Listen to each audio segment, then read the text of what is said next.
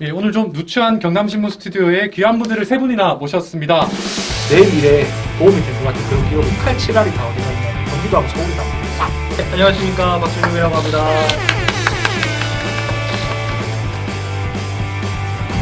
청년이 목돈도 좋고 지방선거 청년도 다 좋아요. 근데 청년이 절대 도구가 되지 않는 생각.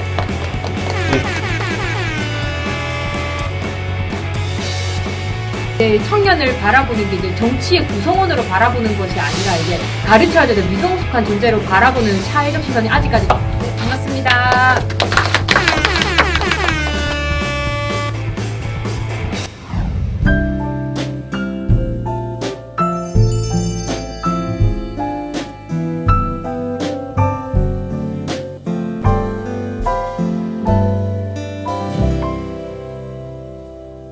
저희 조회수가 이분들의 입에 달렸습니다. 네, 오늘 말씀 잘해주시길 또 부탁드리겠습니다.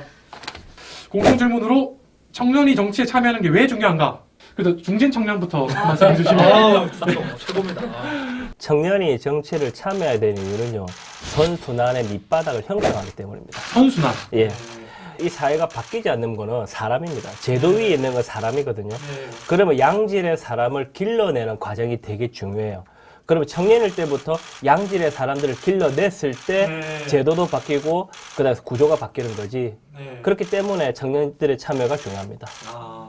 그리고 또 이제 곧 여당이 되고 싶으신 조은석 소장님은 청년에 관한 이야기를 이야기할 때 네네네. 대부분 이제 기득권 세대들이 청년 이야기를 하고 청년 정책을 이제 마련을 하였거든요. 네. 근데 이제 사실 청년을 바라보는 시선 자체가 네. 이제 아무래도 좀 미완성된 이제 아. 미성숙한 존재로 바라보고 그렇게 청년 정책을 해오지 않았나라는 생각이 듭니다. 그만큼 이제 청년 목소리를 직접 또 대변할 수 있고 그리고 또 다양성을 존중하기 위해서는 청년이 정치에 직접 참여하는 것이 중요하다고 생각합니다. 준비해 오셨나요? 저도 말하자. 네, 그리고 박 대변인님께서 네. 또 어떻게 생각하시는지요? 과대대표라고 하는 개념이 있는데요. 아, 네. 그러니까 이제 하나의 그 조직에서 많은 성격을 차지하고 있는 사람들이 너무 많이 생기다 보면은 그 사람들의 의견이 좀 과대해서 대표된다고 하는 뜻이 아니겠습니까? 현재 우리 정치의 현실이 기초의회든 광역의회든 아니면은 우리 민의의 전당의 국회든 어디든 가리지 않고 60대 남성들로 사실 압축이 되어 있는 것이 사실인 것 같습니다. 그렇기 때문에 우리가 비례대표 제도에 홀수 번호를 여성에게 부여하는 것이지요. 왜냐하면 여성의 목소리도 우리 정치가 담아야 하니까요. 청년은 이행기 과정을 겪고 있는 세대입니다. 다시 말해서 각자 무언가 되고자 열심히 노력을 하고 있는 세대라고 좀 정의를 할 수 있을 것 같은데요. 그렇다면 이 사람들의 다양한 목소리를 누군가는 담아야 되지 않을까.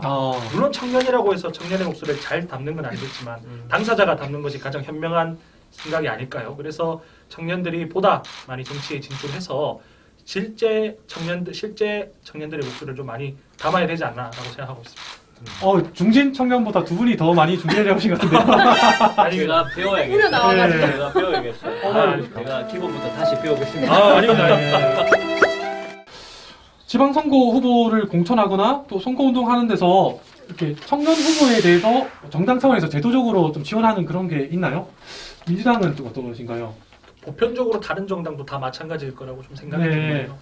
그 기본적으로 이제 청년 후보자가 이제 공천 심사를 받을 때는 그 공천 심사 비용 그리고 경선에 필요한 기본적인 비용이라든가 당에 내야 하는 당비라든가 이런 것들을 몇 퍼센트 정도 퍼센테이지를 지정해서 좀 감면해주는 그런 정책은 뭐 우리 당도 있고 다른 당도 다 있을 거라고 생각을 하고 있습니다. 좀 경제적 부담을 좀 예. 덜어준다는 차원이겠죠. 예, 맞습니다. 예. 그리고 이제 저희 당도 이제 다른 당과 똑같이 이제 청년 출마자에 대한 가산점 제도로 운영을 하고 있고요. 가산점 제도 운영 관련해서는 민주당의 역사가 또 깊기 때문에 아무래도 이걸 조율한다든가 조정하는 것에는 조금 더 매끄럽게 그리고 청년들에게 실질적으로 좀 출마자들에게 도움이 되는 식으로 퍼센테이지가 지급되고 있지 않나라고 생각하고 있습니다.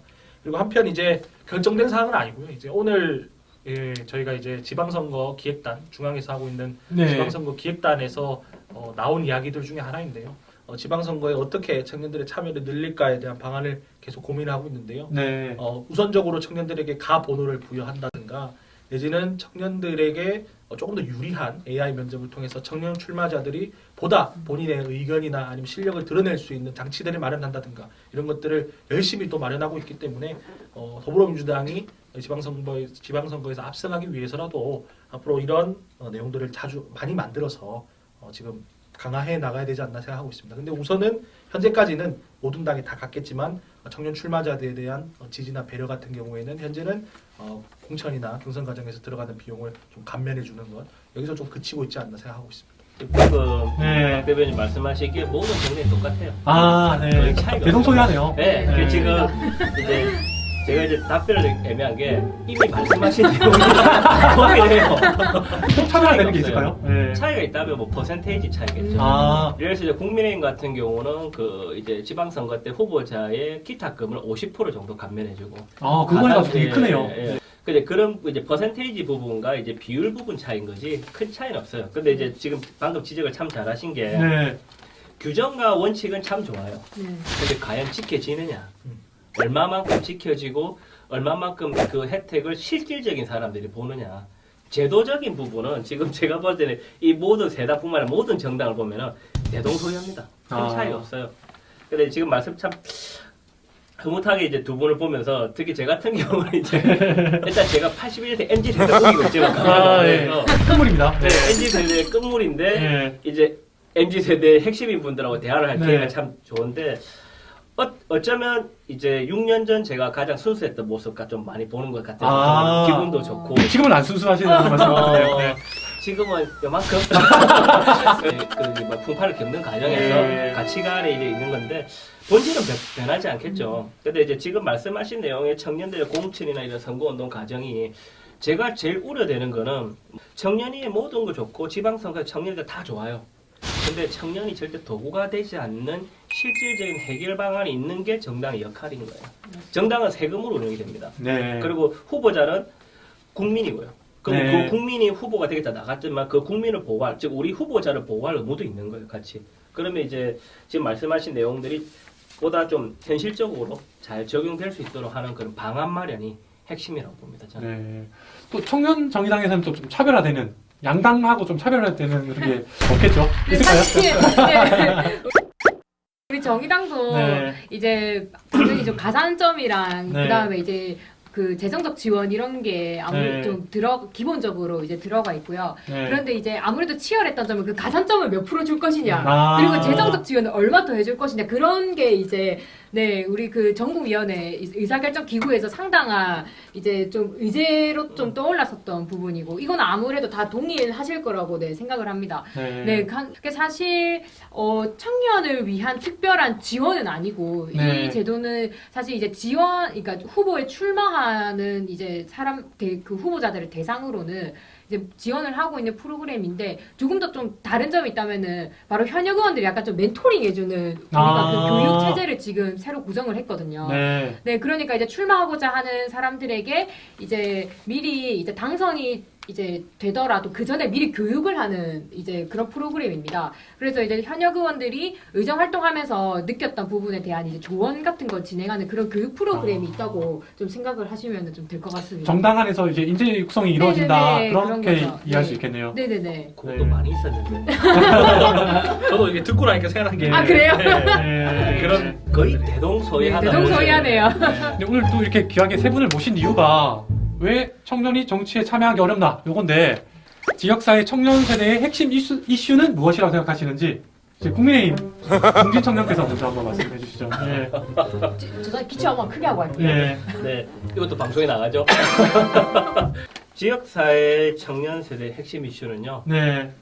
지금 여기 계신 모든 분들에게 저는 해당 사항이 된다 봅니다. 자신의 발전이죠. 자신의 발전. 왜 중앙으로 사람이 몰릴까요? 간단한 얘기입니다. 조금 더 내가 더 성장할 수 있고 조금 더 내가 발전할 수 있기 때문에 그런 거거든요. 더 많은 기회를 보장받을 수 있고, 지역사회 같은 경우는 지역 소멸 위기를 지금 겪고 있어요. 네네. 제가 생각보다 차원에 대한 자부심이 좀 컸거든요. 제가 뭐 이게 약간 우스갯소리로 조금 허락해 주신다면, 제가 지난 그 2019년 보궐선거 때 네. 제가 중앙당 생활 제가 상급 부대변에서 이렇게 많은 사람들한테 창원이 광주보다 백화점 한 개 많다. 대동백화점이 갤러리아급이라고 제가 포장을 했었죠. 네. 와서 보니까 제가 엄청나게 그 얘기 뭐냐면, 제가 그만큼 내가 살고 있는 지역에 대한 자부심이 굉장히 강해요. 근데 솔직히 창원이 갈수록 줄어들고 있거든요. 그리고 경남도 갈수록 작아지고 있고요. 청년들이 사실 지역을 떠나는 이유는 살아남기 위해서, 생존하기 위해서 떠나는 거고, 또 내가 발전할 수 있냐 없냐. 심지어 제가 이런 표현을 얼마 전에 했습니다. 왜 중앙 생활이 재밌냐 저한테 물어봤을 때 제가 이런 표현을 했어요. 뺨을 맞아도 배울 게 있으니까. 아, 지역에서는 내가 뺨을 맞아도 기분만 더러울 때가 많은데 나보다 더 뛰어난 사람들 속에서 내가 치열함 속에서 배울 수 있다는 느낌을 배우는 거죠. 그런데 지금 우리 창원에 있는 사람들이 가장 청년들이 많이 느끼는 거는 성장할 수 있는 환경이 생각보다 적은 것 같아요. 네. 지금 청년위원회 활동을 두 분 다 하시지만 혹시 인원이 어느 정도 되신지 여쭤봐도 될까요? 솔직히 말씀드리면 집행위원이랑 운영위원이랑 좀 겹치는 경우도 있습니다. 그러니까 소수라는 얘기죠. 네네네. 되지만 마찬가지잖아요. 도당으로 가면 좀 많은데 지역위로 가면 1인위원회인 경우도 많고. 아. 그러니까 이제 만약에 1인 위원회를 다 합쳐보십시오. 16개 지역과 하면 16명밖에 안 되는 거예요. 이게 현실이에요. 그러면 이분들이 잘 클 수 있는 환경을 조성해 주는 게 기성세대와 또 선배 세대들이 그런 환경을 조성의 역할인데 네. 과연 그런 게 잘 됐냐? 지역 청년들의 가장 큰 핵심은요. 성장할 수 있는 환경을 조성이 얼마만큼 됐냐? 저는 그거라고 봅니다. 아, 정말 핵심을 톡 집어서 네. 말씀해 주셨네요. 사실 저도 비슷한 이야기를 네. 하고 싶었거든요. 네. 왜냐하면 이런 의제에 관해서는 사실 지역의 가장 핵심 이슈에 관해서는 사실상 모두가 비슷한 의견일 거라고 진보냐 생각해요. 보수냐의 차이가 아닌 거죠. 네네네, 그렇죠. 아무래도 저 같은 경우도 이제 창원에서 자랐는데 네. 이제 지금도 창원에서 현재 활동을 하고 있고요. 근데 네. 지금 저의 중고등학교 친구들은 이제 학교 때문에도 서울에 가기도 했고 네. 그리고 또 경남 지역에서 학교를 다니더라도 이제 일자리 때문에 다 웬만하면 수도권이나 서울로 가게 돼요. 네, 그만큼 그렇죠. 이제 수도권 좀 집중화가 되어 있고 그만큼 이제 지역에 이제 경남 지역에 아무래도 좀 청년들의 이제 좀 지역 좀 인구들이 좀 점점 줄어들고 있는 그런 현실이 이제 아무래도 가장 큰 문제라고 생각이 드는데요. 그 이제 제가 한번 경남연구원 자료 조사를 한번 봤었는데 이제 작년 4월에 낸 조사라고 네. 하더라고요. 그래서 이제 보면은 경남 청년 인구가 2001년에 85만 명에 육박을 했는데 네. 2020년에는 58만 명 수준으로 급락을 했다고 합니다. 이게 가장 딱 단면적으로 보여주는 좀 현실이라는 생각이 들고요. 그만큼 이제 아무래도 수도권으로 청년들이 이제 인구가 유출이 되면은 인재 유출인 거나 또 마찬가지거든요. 아무래도 아까 말씀하셨듯이 지역의 경쟁에서는 아무래도 나의 성장이 좀 되지 않는 것 같다라는 이제 아무래도 우리가 네. 좀 지금 현재 그 경쟁 체제 속에서 많이 이렇게 자라오고 있잖아요. 그 속에서 그런 생각들이 좀 더 강해지지 않나 좀 그런 생각이 들고요. 그래서 좀 지역 일자리에 이제 질을 좀 보장할 수 있는 지자체에서 지원도 좀 필요하다고 보고 그다음에 이제 아무래도 우리가 좀 국가가 일자리를 보장하는 이제 국가 일자리 보장제 시스템도 좀 도입이 돼야 된다고 생각합니다. 이제 아무래도 좀 국가가 기업을 지원하는 게 아니라 그 청년들이 일자리를 좀 지원해 줄 수 있는 그런 게 이제 지역에도 좀 마련이 된다면은 그래도 청년들이 우리 지역에 좀 남아 있지 않을까 그런 생각을 좀 하고 있습니다. 먹고 사는 중이죠. 이렇게 요약을 좀 할 수 있을 것 같은데요. 그냥 이제 한 명에서 두 명의 청년의 어떤 생활 그리고 이제 그 삶에 대해서 그냥 이야기로 좀 풀어보면 좋을 것 같아요. 네. 어떤 청년 같은 경우는 이제 지역에 있는 대학을 졸업을 하고 예를 들어서 이 친구가 공대를 졸업했다라고 칩시다. 왜냐하면은 경남에는 어쨌든 아직까지 공업도시라고 불리기도 하고 공업도시라고 불리는 도시가 많기 때문에 나도 여기에 취업을 해야겠다라고 생각하고 공대를 갔다라고 생각을 해봅시다. 근데 이 친구가 막상 졸업을 하고 입사를 하려고 하니까 이 창원이라고 하는 도시와 진주라고 하는 도시의 이 산업 구조가 청년들이 들어와서 쉽게 그리고 마음 맞게 일할 수 있는 구조의 라이프 스타일을 제공해주는 업종이 아니에요. 그러니까 아직까지도 제조업 사회에 좀 머물러 있는 경향이 좀 있다 보니까 네. 청년들은 혁신 기업을 찾고 싶어하고 네. 성장 기업을 찾고 싶어하거든요. 이게 네. 실제로 있는 개념인데 혁신 기업은 뭐 4차 산업혁명이라든가 이런 새로운 뉴 이슈를 통해 가지고 창업을 한 기업을 이야기하고 성장 기업은 연성장 7%씩 꾸준히 성장을 하고 있어서 내 미래에 도움이 될 것 같은 그런 기업을 이야기하는 거죠. 이 두 가지 개념이 다 합쳐진 교집합이 혁신 성장 기업입니다. 근데 이 기업들이 거의 한 6할 7할이 다 어디가 있냐면 경기도하고 서울에 다 몰려 있습니다. 그럼 당연히 청년들 입장에서는 본인 라이프 스타일하고 맞지도 않고 그리고 혁신이나 성장이 없어 보이는 지역에 있는 기업에 취직하기보다는 서울에 있는 지역에 당연히 취업을 하고 싶겠죠.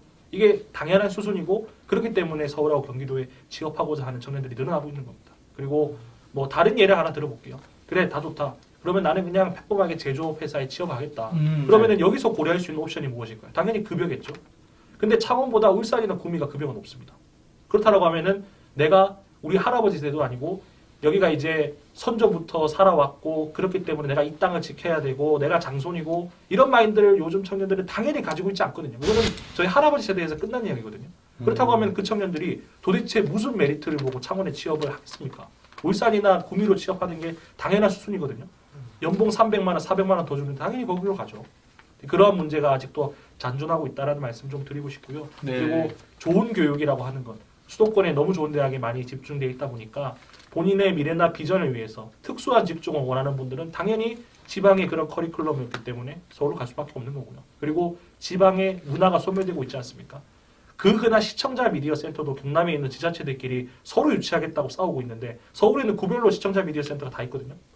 근데 그렇죠. 그런 것만 네. 생각을 해봐도 네. 과연 청년들이 뭘 보고 지역에 남아있겠느냐. 네. 이 한다는 거는 이거 유튜브니까 상호 나가도 되나요? 예. 이건 너무한 거 아니냐고. 특정한 휴대폰 네. 회사나 아니면 특정한 어떤 커피 회사를 선호하는 예. 그런 청년들이 많지 않습니까? 네. 근데 그걸 선호하는 이유는 단순히 뭐 때문에 선호하는 게 아니고 그들이 만들어 놓은 생태계에 들어가고 싶다는 거예요. 네. 그리고 그게 자기의 삶에 영향을 끼칠 수 있다는 거거든요. 네. 책을 좋아하고 영화를 좋아하듯이. 근데 그 기업들이 지역에 없으면 당연히 문화가 부실하다고 느끼고 당연히 서울로 갈 수밖에 없는 요인이 되는 거죠. 이런 복합적인 요인이 있는데 네. 반드시 앞으로 이제 지방선거, 국회의원 선거에서 점차적으로 해결돼야 될 문제가 아닌가 생각합니다. 장점이 많은 MZ세대가 바로 또 정치에 참여하면 되게 좋을 것 같은데 청년은 많은데 또 청년 정치는 없다 이렇게 많이 말씀들 하시는데 그렇다면 청년들의 정치 참여를 막고 있는 걸림돌은 또 뭐가 있을까요?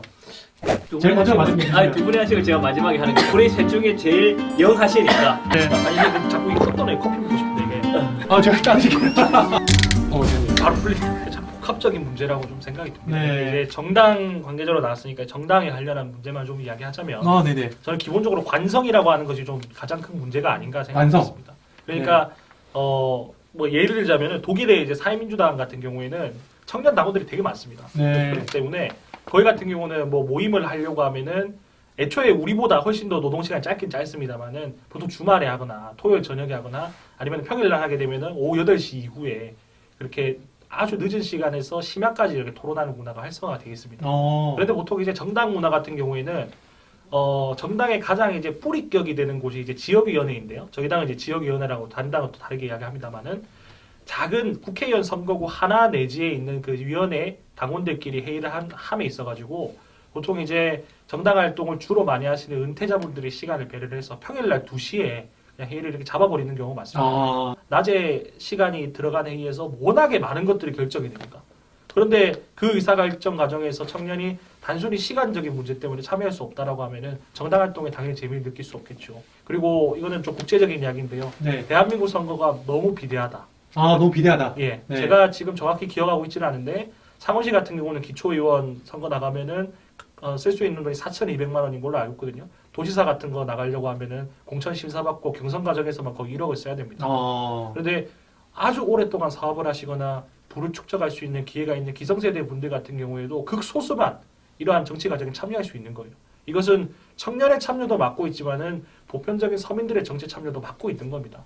이 선거를 스웨덴이나 핀란드 수준으로 800만 원, 700만 원 수준으로 확 줄여서 그 많은 선거차도 안 타고 그리고 선거 현수막도 안 걸고 그리고 선거 사무실도 굳이 내지 말고 그냥 책자와 그리고 개개인이 스트리밍 라이브를 통해 가지고 제공하고 있는 이런 정책들과 정강들로 시민들에게 소개를 한다라고 하면은 지금 과대대표되고 있는 이러한 선거 비용에 대한 문제가 좀 해소가 되지 않을까라는 생각이 좀 들고요. 이제 사회적 시선 같은 경우는 아무래도 이제 앞에서 좀 말씀을 드렸었는데 네. 이제 청년을 바라보는 게 이제 정치의 구성원으로 바라보는 것이 아니라 이제 가르쳐야 되는 미성숙한 존재로 바라보는 사회적 시선이 아직까지 좀 남아 있다라는 생각이 들고 그런 이제 시선들을 막기 위해서 아무래도 청년들이 공천하는 과정에서도 좀 아무래도 이제 기존에 해오던 어르신 활동가라던가 이제 기득권 세대의 활동가들보다는 당선 환율이 낮기 때문에 이제 우리가 또 각 정당에서도 이제 제도적 지원으로 이제 그런 가산점을 부여하는 거라고 생각이 들고요. 재정적 지원도 이제 각 정당들이 하고 있다고 했는데 그 이야기도 결국은 돈 때문이거든요. 근데 이거는 내가 출마하고 싶은데 선거 비용이 너무 많이 들어. 그러면은 망설이게 되는 거예요. 더불어서 청년들 보고 정치에 참여하라고 하는데 사실상 이제 사회 초년생인 청년들한테는 그 재정적 부담이 되는 거고 그 다음에 학생인 청년들한테는 뭐 어떻게 출마하는 거지? 그 학생들을 이제 학교 다니는 다닐 때도 학자금 대출 받아가지고 하고 있는 청년 활동가들이 그러면 정치를 어떻게 하라는 거지? 이런 문제가 나가 있는 거거든요. 그래서 사실상 저는 이 정치를 하는 데 있어서 이제 장벽은 최소화해야 된다고 생각을 하거든요. 그래서 그 이제 재정적인 부분 그런 거 여러 가지 장벽들은 북유럽 국가처럼 좀 비용을 대폭 좀 줄여야 되지 않나라고 생각을 합니다. 네, 정말 두 분께서 말씀 잘해주셨는데 이 두 분이 말씀해주신 거를 한 증인이세요. 한전 후전을 다 겪으셨고 두 분의 말씀 들으시니까 어떠신가요? 옛날 생각이 나네요. 2016년도 처음 이제 고걸처럼 붙을 때 제가 했던 멘트 중에 서민도 정치할 수 있습니다. 그게 제 구호였거든요. 아, 네. 그 방송 인터뷰를 제가 보면서 네. 서민도 정치할 수 있습니다. 그때 제가 가성비 아마 1위였을 거예요. 투입 대비 득표수가 아마 비교를 했을 때. 그때 제가 아마 기초의원 선거 비용으로 거의 완주를 했었으니까요. 네. 근데 이제 드리고 싶은 말씀은 두 분 말씀이 100% 공감해요. 네. 기득권의 전유물, 또 인식의 한계. 하지만 가장 중요한 건 뭐냐? 청년이 변해야 돼요. 사실 여기 지금 계신 분들이 참 저를 보배라고 봐요. 개인적으로. 네. 왜냐하면 좀 저는 양질의 사람이 컸으면 좋겠다. 의식 있는 사람들이 컸으면 좋겠다라고 생각을 하는 주의자인데 기득권의 인식에 부합하는 간택받은 청년들이 자기 스스로 쟁취하고 노력을 해서 발전해서 보이는 청년이 아니라 기존 잘못된 인식 안에서 간택받은 청년들이 주류를 형성해버리면 청년 정치 진입을 차단해버리는 거죠.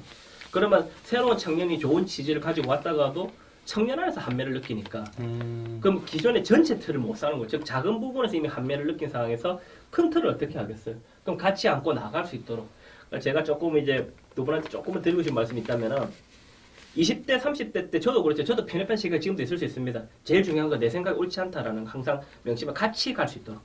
우리 스스로 청년이 바뀌어야 전체를 바꿀 수 있어요. 우리가 바뀌지 않으면 아무도 바꿀 수 없거든요. 우리 스스로가 청년 정치에서 적어도 제 청년 정치한다. 뭔가 다르다라는 인식을 보여줘야지. 다르다. 그렇죠. 네. 모범적이다. 저기 네. 가니까 쟤들 뭔가 다르다라는 인식을 하죠.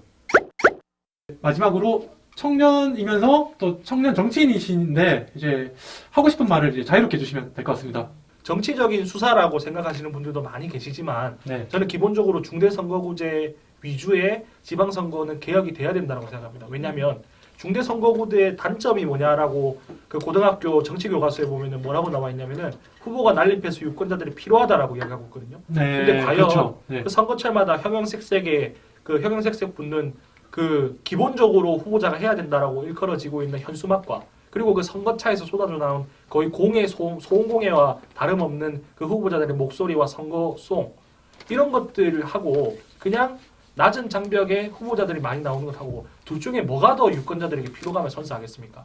지금의 많은 돈으로 선거를 치러야 되는 이러한 선거 구조 속에서는 지금 그 현수막 때문에 그 선거 로고 선거차 때문에 훨씬 더 많은 시민들이 피로감을 느끼고 있습니다. 이런 선거에 필요한 부대 비용 같은 걸 확 줄이고 많은 사람들이 출마해도 많은 사람들이 당선될 수 있게끔 기본적으로 기초의원과 강력의원이 보다 좀 되기 쉬운 구조로 그리고 저렴하게 선거를 치를 수 있는 여건이 만들어진다라고 하면 기본적으로 청년 정치 문제뿐만 아닙니다. 소수자 문제, 소수자 정치, 장애인 정치, 여성 정치 이런 것들이 단계적으로 좀 해결될 수 있지 않을까라고 생각하고 있습니다. 그러니까 지금까지의 청년은 이제 아무래도 주목받지 못했는데 지금은 또 주목받기 시작한 네. 이제 그 시작점이라고 저는 생각이 들거든요. 근데 이제 그러한 과정 속에서 이제 아무래도 앞에서 이야기했듯이 좀 청년들이 정치에 참여할 수 있는 좀 현실적인 제도들이 좀 더 마련이 되었으면 좋겠다는 생각이 들고요. 그 청년들이 이제 정치에 출마를 하고 낙선을 했을 때 그 빚더미에 앉는 상황만은 좀 안 생겼으면 좋겠다라는 그런 생각이 듭니다. 근데 우리 정의당 같은 경우는 아무래도 이제 좀 다른 이 두 정당보다는 당선 확률이 비교적 낮지 않습니까? 네. 그러면서 청년들이 출마할 때 망설이는 부분도 낙선되면 어떡하지? 그러면 나 빚더미 않게 될 때 어떡하지? 이런 고민도 들고요. 정당에서 이제 그 지원금을 준다고 하더라도 사실상 좀 정당에 또 재정적인 한계가 있지 않습니까? 네. 그래서 저는 개인적으로 그 정부에서 그 선거 보조금을 주는 그런 것도 좀 개혁이 돼야 된다고 생각을 하거든요. 지금 교섭단체한테 우선적으로 50%를 배부하고 그다음에 이제 남은 남은 비율을 이제 의석수에 따라서 이제 그렇게 각 정당들을 네, 구분을 맞죠. 하는데 네. 그렇게 되면 사실상 정의당 같은 경우는 재정적으로 정말 열악해요. 그 상황을 이제 출마를 준비하고자 하는 청년들이 모르지 않거든요. 네, 선거 보조금 같은 경우도 이제 아무래도 지금 소수 정당, 그러니까 군소 정당에서 지속적으로 몇 년 전부터 내고 있는 이제 메시지이기도 하거든요. 그런 게 하루빨리 좀 정책적으로 좀 제도가 개선이 돼서 보다 좀 청년들이 빚더미에 앉는 상황만은 좀 예방할 수 있도록 되었으면 좋겠고요. 언론이 문제입니다. 예, 왜 평일날 정당이 활동을 할 수밖에 없느냐? 취재를 안 오잖아요. 그렇죠. 예. 저녁 7시에 취재 오라면 안 오잖아요. 주말에 오라면 안 오잖아요. 이상수죠. 예, 예. 정당은 자신의 활동을 밝힐 수밖에 없어요. 아. 대외에 공표하고 싶고. 네. 그러면 언론 시간에 맞출 수밖에 없는 거죠. 아, 중앙은 일요일 날도 기자회견을 해요. 지역은 하죠. 일요일 날 네. 기자회견 하면 아마 욕 들을 그럴 거예요. 겁니다. 그러니까 그런 구조도 언론 스스로도 조금은 좀 배려해주는 모습. 저희도 많이 되돌아봐야겠네요. 네, 근데 예. 언론도 반성해야 돼요. 그러니까 예. 지금 이 모든 과정이 구조적 결함이 되게 다 있습니다. 돈 많으니 귀한 줄 아는 청년들이 정치를 해야 된다고 생각해요. 아. 왜? 그래야 남이 울어본 사람이 울어본 사람 이해를 하고요. 그리고 청년 시기 때는요, 제가 뭐 어떻게 보시려면 저도 운이 좋아서 처음에 국회의원 선거부터 출마해서 이렇게 했지만 혹시 아시겠지만 저는 대선 캠프 실무자, 항상 실무자 역할을 했어요. 실무자는 아시다시피 무대 아래 사람입니다. 네. 무대 아래에서부터 일을 어느 정도는 경험을 해봐야 무대 위의 사람의 소중함도 알고 네. 내가 무대 위의 주인공이 됐을 때 무대 아래 사람의 심정도 알거든요. 그럼 이런 게 약간 순환될 수 있는 구조를 만드는 게 정당의 역할이고요. 또 두 분들 이야기 들었을 때 참 좀 제가 반성도 되고요. 아, 나도 참 6년 전에 저렇게 했는데 지금 뭐 혹시나 그런 열정이 좀 줄어들지 네. 않았냐 그런 네. 반성이 좀 많이 되는데 처장님하고 동의를 하셨지만 정의당에서 활동하던 한 청년이 얼마 전에 이제 돌아가셨어요. 이제 그 친구가 이제 2016년 제가 국회의원 나왔을 때 당은 달랐지만 뛰어와서 저보고 열심히 하는 모습 보기 좋다고 이렇게 아. 사진을 찍고 갔었어요. 청년이 청년의 아픔을 이해하는 거죠, 서로가. 여기 계신 분들께서도 서로가 서로의 아픔을 이해해야지 서로를 경쟁 상대로 보지 말고 같이 나아가야 될 동료로 보고 가야 된다. 저는 그렇게 보고요. 지금 제가 이제 중진 청년이 됐는데 저 같은 사람들 역할은 뭐냐면 여기 청년 선배 세대들하고 있을 때는 제가 이 역할이겠죠. 두 분 같은 역할. 근데 반대로 제가 두 분하고 있을 때 어떤 역할이냐. 선배 세대들의 갈등에서 방패막이가 돼줄 수 있는, 잘할 수 있는 장점을 찾아주고 뭔가 올라갈 수 있는 디딤돌 역할을 해주는 게 역할인데 우리 사회는 그런 구조가 굉장히 취약하다라는 네. 것을 드리고 싶고 우리 스스로가 많이 바뀌어야 된다. 추가로 한 가지 또 말씀드리고 싶은데 짧게. 네. 처음에 이제 여기 오셨을 때 하셨던 말씀이 네. 이제 MZ 세대의 끝이라고 이렇게 말씀을 네. 하셨잖아요. 근데 아까 그 청년들하고 이제 또 우리 그 기득권 세대 이야기를 하면서 또 느꼈던 생각은 그러니까 기존에 해오던 청년과 기득권 세대가 이제 이야기할 수 있는 뭔가 장도 필요하다라는 생각이 많이 들어요. 네. 근데 그러면서 서로의 이야기도 듣고 허심탄회하게 이야기를 할 수 있겠다는 생각이 들거든요. 그래서 이제 MZ 세대 끝물이라고 하셨는데 네. 그래도 끝물 오셔서 우리도 다양한 이야기를 나눌 수 있어서 좋지 않았나 싶습니다. 아, 착하게 살겠습니다. 지금까지 선거가 계속 청년을 소비하는 그런 선거였는데 이번 선거를 시작으로 이제 청년이 이제 정치의 주인공이 되기를 바라면서 또 이 세 분의 앞으로의 정치 활동도 또 빛나기를 바라면서 박수 치면서 끝나겠습니다. 네. 너무 수고하셨습니다. 네. 네. 저희 잘 정리하겠습니다. 네. 아니 근데 다 안 좋은 것도 이거 다 말씀하신